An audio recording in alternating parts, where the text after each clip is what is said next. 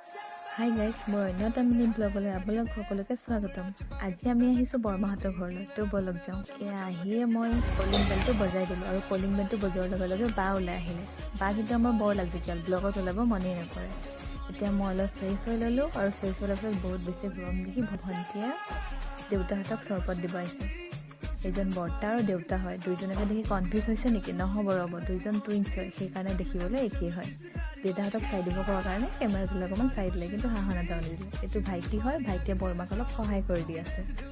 আৰু এইটো ভণ্টি দেখিছে নহয়, ভণ্টিও কামত লাগি গৈছে, একদম মাংস লৰাই আছে পূৰা।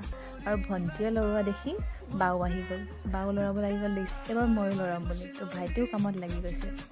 তো ফাইনেলি এতিয়া আমাৰ সকলো বনোৱা হৈ গ'ল। তো এইফালে দেখিছে নহয়, দাদা আৰু দেউতা খাব বহি গ'ল। এতিয়া আমি চব একেলগে বহি ল'লোঁ। এজনী বৰমা, বা, এইটো ভাইটি, এজনী ভণ্টি আৰু এজনী মা হয়। আৰু এইফালে দেখিছে নহয় ময়ো আছোঁ। আৰু এতিয়া এয়া দেখিছে নহয়, এইটো সময় খোৱা বোৱা হৈ গ'ল। এতিয়া আমি ঘৰ যাব ওলাইছোঁ। আজি মিনি ব্লগটো এনেকুৱাই আছিলে। যদি চাই ভাল লাগিলে লাইক কমেণ্ট শ্বেয়াৰ কৰি দিব।